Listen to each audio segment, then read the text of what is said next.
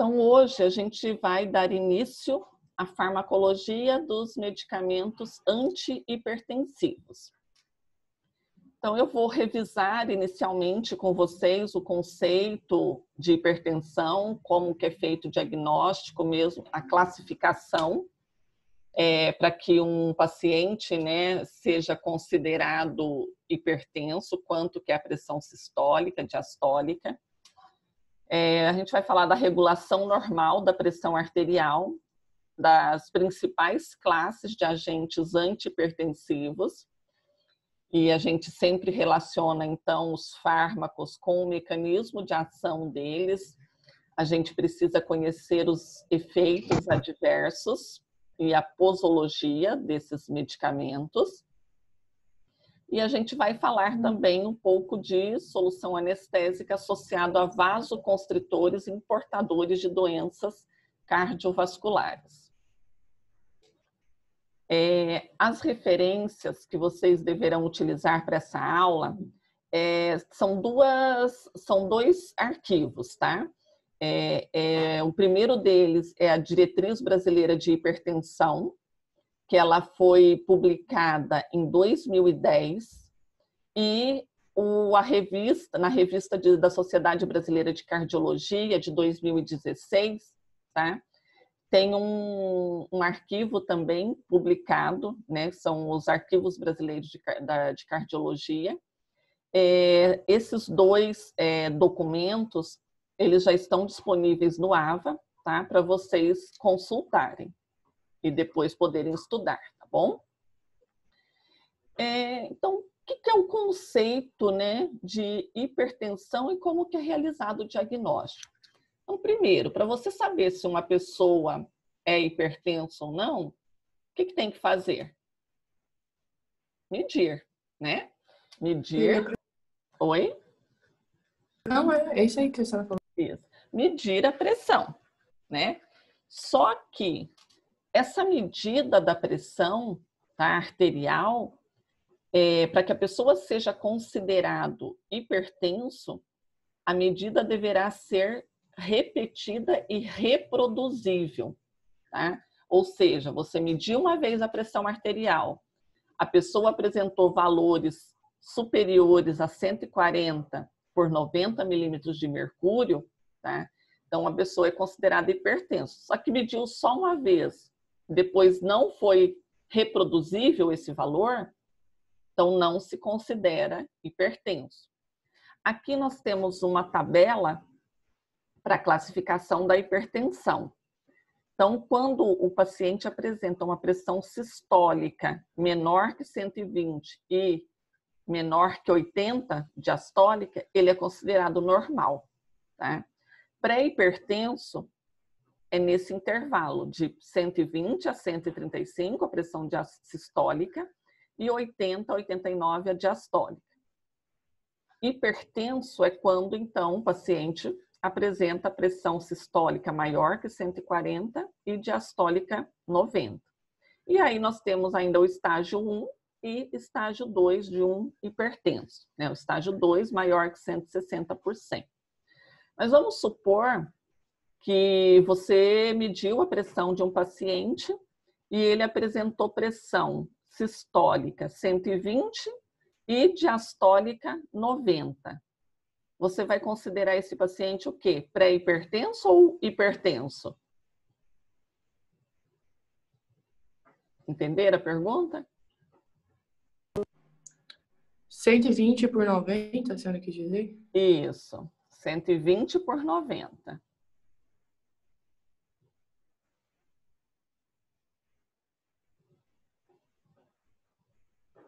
Você vai considerar a maior você para categorizar, tá?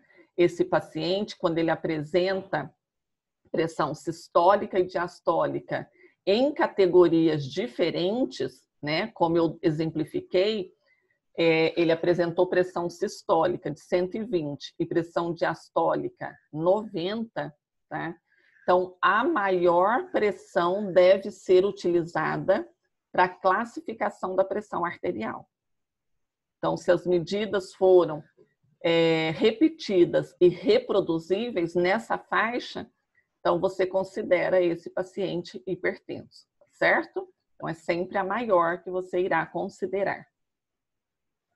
E o que é a pressão arterial, né? O paciente é hipertenso, você mediu, a pressão foi reproduzível, né? O que significa pressão arterial? Pressão arterial, ela pode ser definida por essa fórmula aqui, olha. Débito cardíaco multiplicado pela resistência vascular periférica, tá? Então, ou seja, quanto maior for o fluxo sanguíneo ou débito cardíaco, maior será a minha pressão arterial. Quanto maior for a resistência vascular periférica, tá? Principalmente nas arteríolas pré-capilares, maior será a pressão arterial. Então, na maioria dos casos, a elevação da pressão arterial ela está associada a um aumento, a uma resistência ao fluxo sanguíneo por meio das arteríolas. E em pessoas, né, normais e hipertensas, a pressão arterial ela é mantida pela regulação desse fluxo sanguíneo e da resistência vascular periférica, em 4 locais principais do organismo: nas arteríolas, nas vênulas pós-capilares, que nós também chamamos, né, de vasos de capacitância, no coração e nos rins, tá? Então, nesses 4 locais principais do organismo.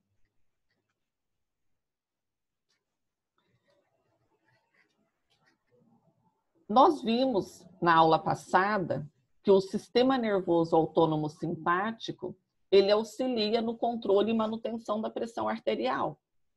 Então, a partir do momento que o sistema nervoso autônomo simpático, representado, né, pelos neurotransmissores adrenalina, noradrenalina, promove vasoconstrição, a adrenalina, nós vimos que ela é utilizada quando a pessoa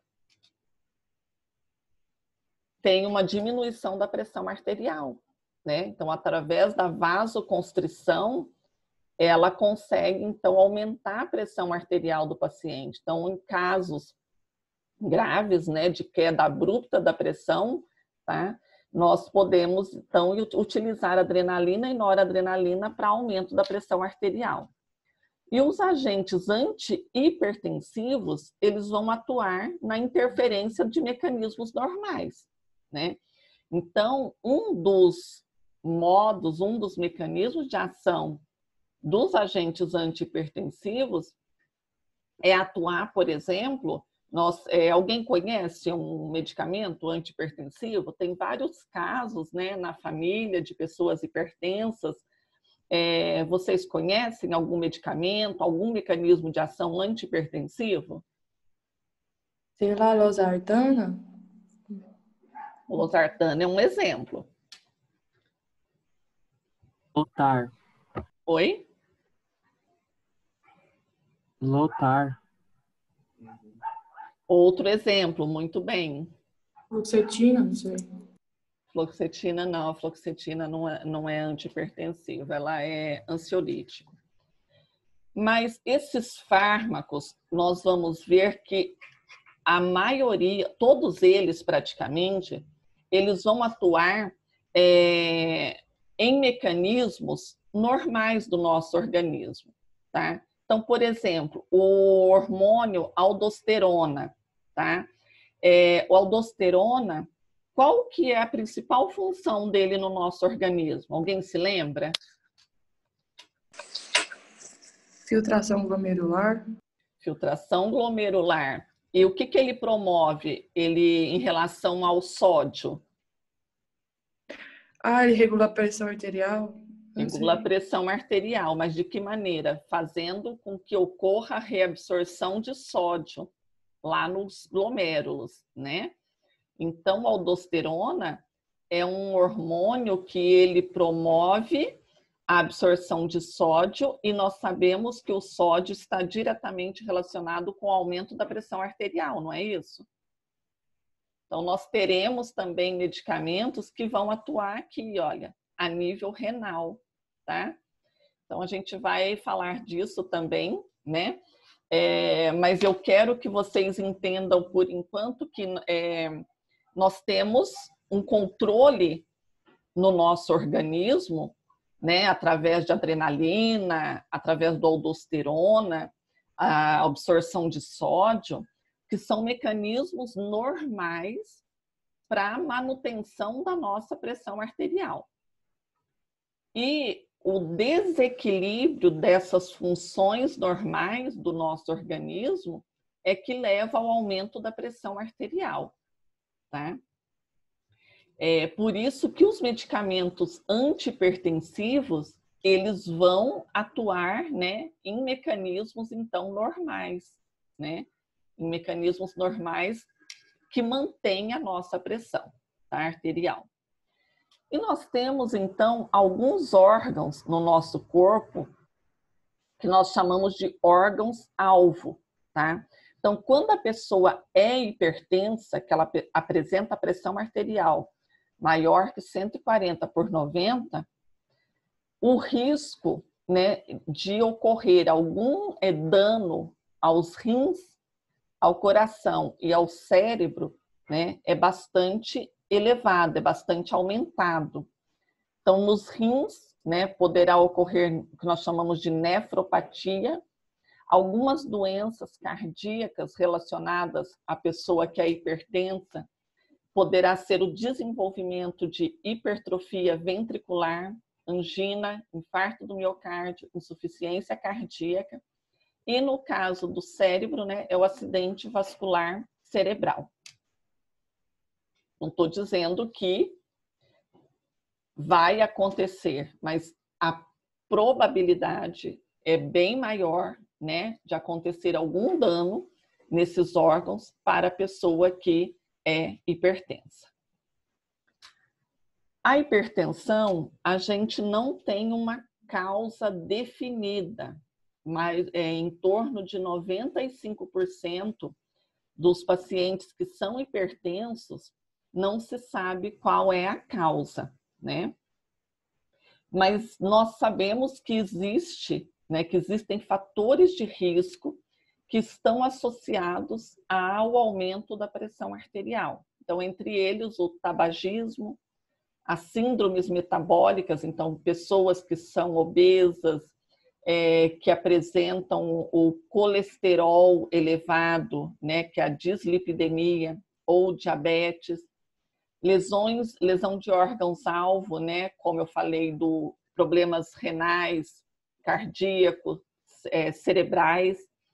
Fatores genéticos também estão associados. Então, geralmente, se você tem alguém na família que é hipertenso, um pai ou uma mãe, né, a probabilidade do filho também desenvolver hipertensão é em torno de 30%.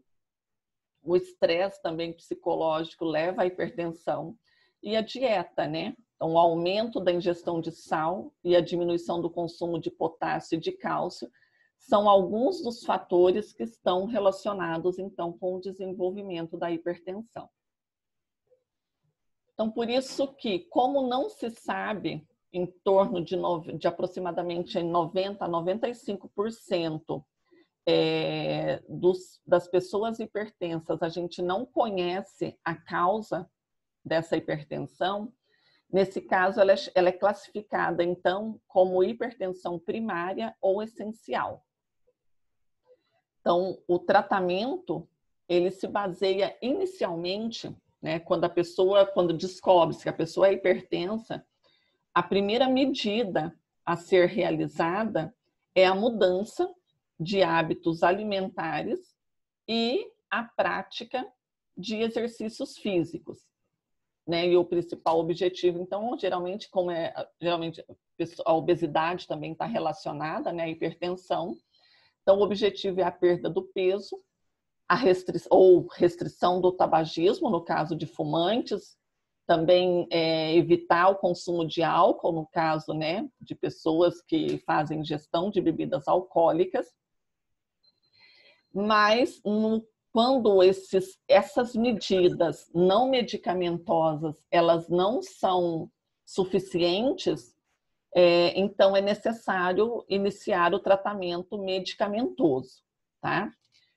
Então é por isso que aqui vocês vão encontrar na 7ª diretriz brasileira de hipertensão arterial, que é uma das referências que eu disponibilizei para vocês, no capítulo 6, ela trata apenas de medidas não medicamentosas, né?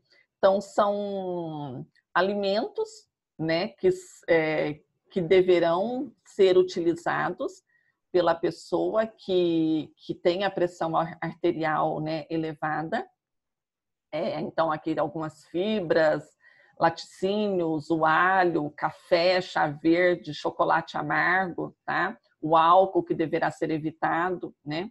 E atividades físicas, tá? Então, ele faz todo aqui também o controle da respiração, porque o estresse também está relacionado, né? Então, por isso que ele fala também aqui numa equipe multiprofissional, tá? Com nutricionista, né? A parte de atividade física, né? De profissionais que poderão auxiliar nesse processo aí para tentar fazer com que a pessoa não precise tomar o medicamento para a hipertensão, certo?